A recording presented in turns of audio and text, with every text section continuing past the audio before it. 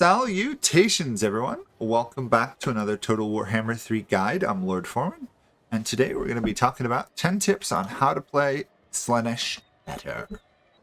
Tip number 1, and probably the most important one, make sure to keep 1 to 3k worth of money in reserve to be able to use seduction on enemy armies.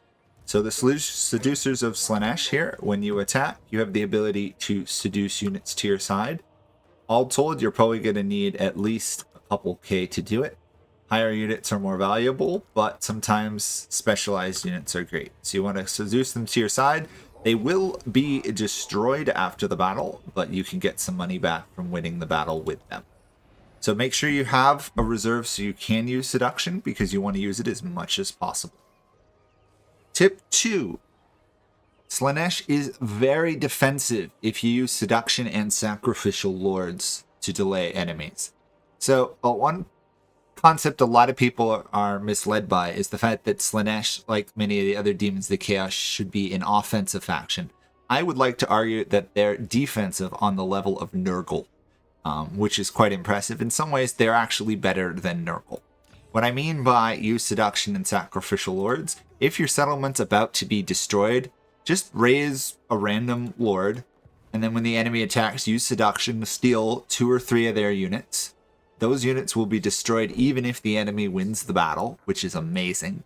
And if you've got 2 or 3 sacrificial settlements like these two, you can bleed off 4 or 5 units from the enemy armies and then counterattack and drive them out. Thankfully, Slaanesh does not necessarily need to build super high settlements. In fact, you can rebuild your economy rather quickly. So they're very defensive. Use the seductions and use what I call sacrificial lords to delay enemies. Even if you can't stop the invasion, you at least weaken it.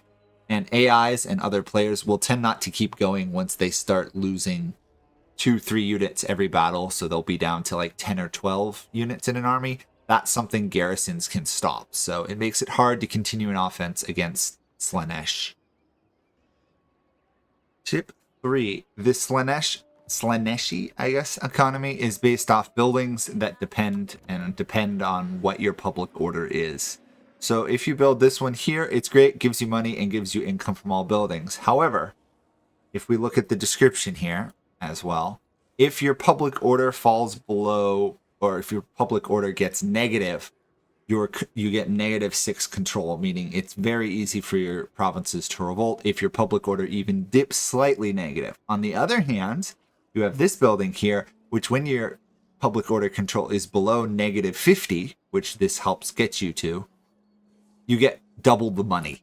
So it's an interesting, you have to decide if you want to have less income and stable provinces, or you want to have unstable provinces and more money.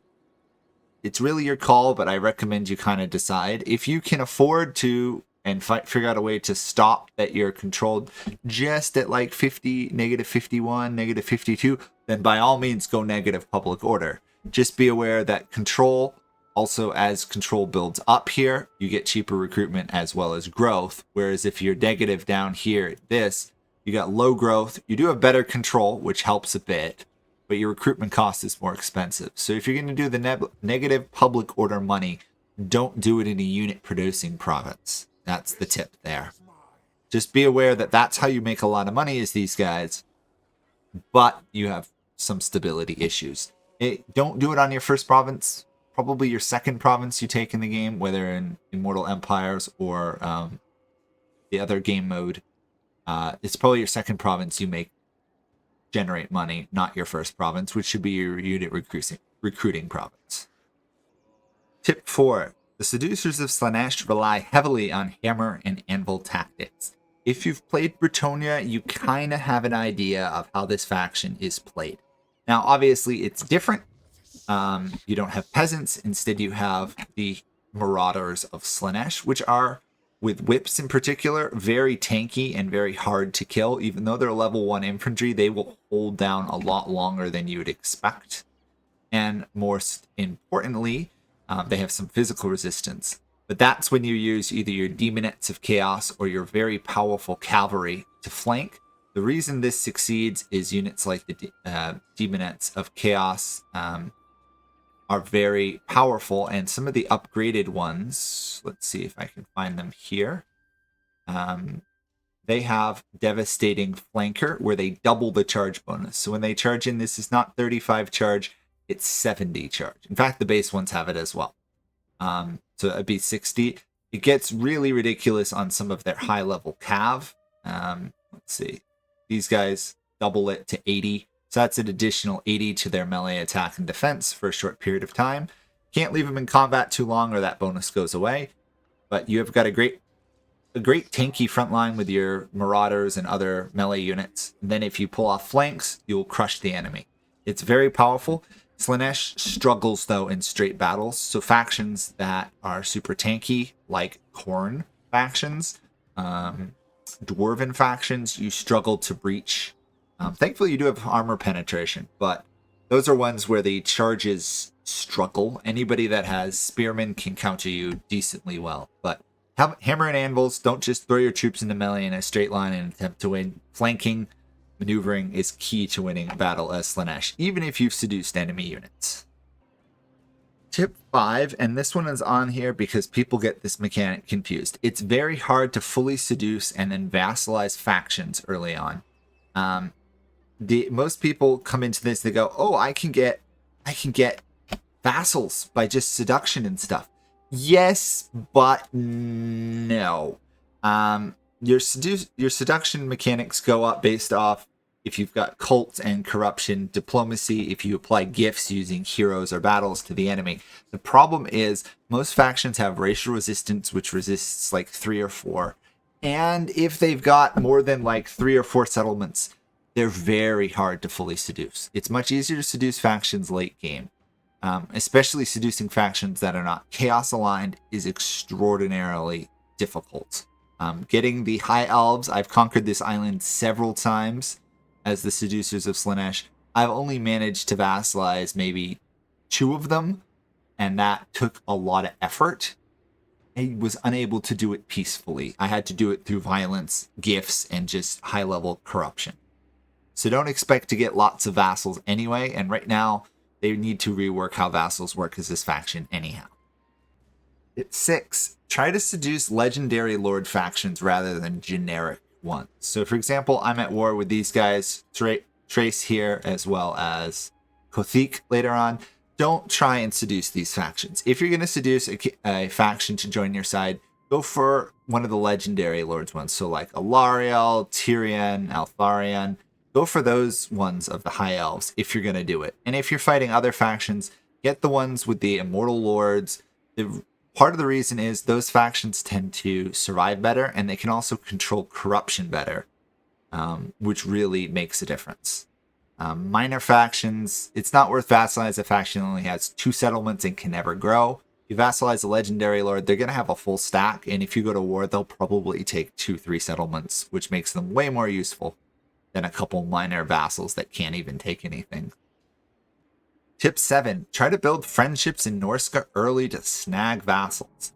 One of the strategies I use with playing these guys, if I'm going to go for a vassal at all, vassal strategy, is to take my either starting cultist or my second one and immediately send it up here to visit Norsca and the other chaotic factions. If you find the Slaanesh faction up here, they're reasonably easy to get as an alliance. And up here, there's a lot of minor Norsca factions that if you do it before they get into Confederation, you can pick up 2-3 vassals there, which makes your life a lot easier. Plus, you get vassals. Be aware, though, and I do want to point this out, if a Norsca faction is your vassal and they go to war against another Norsca faction and your vassal's faction leader loses to the enemy can still confederate your vassal. I had it happen against Wulfric. I lost a vassal that had like 7 or 8 settlements. So just be aware that exists. On the other hand, if you manage to vassalize Wulfric or Throg, then let them lose to confederate, you can end up with a very powerful Norsca vassal really early on. They're not particularly helpful in your wars here, but vassals are always appreciated. You got to do it early, though, because the confederations and the other wars of chaos will otherwise get them all vassalized before you get there. Tip 8, continuing along this theme of seduction stuff, giving gifts of Slaanesh most people struggle to understand how this works, so I'm going to go over it here because you need to use it to give gifts of Slaanesh to enemy lords. It's part of the way you build seductive influence. If you succeed in a hero action against them, even if it's a minor action, like hindering replenishment. Oh, I failed. If I had succeeded, they'd get a gift of Slaanesh, which would spread Slaaneshi corruption, make them weaker against fighting, as well as build seduction on their actual seductive influence on their faction. Now be aware they can clear it by winning battles against you, so trying to give gifts of Slaanesh to enemies invading your lands might not be the best strategy. It's usually better to use gifts of Slaanesh against a faction you're going to fight in like 2 wars, or is far enough away that they're not going to ever win battles against you. It's quite possible to seduce Empire or Bretonnian factions while still fighting the High Elves. Just send 1 or 2 units over there and go nuts. It's really fun. But that's how you do Gifts of Slaanesh. To fully seduce large factions, you need to give Gifts of Slaanesh. You'll never overcome them with cult creation or corruption in their lands. It's really tough to do. Tip 9. Get a good stream of disciples early on. So all the Chaos Gods can manifest cults in the lands. Slaanesh relies on it far more than anyone else. In fact, you want as many cults as you can get.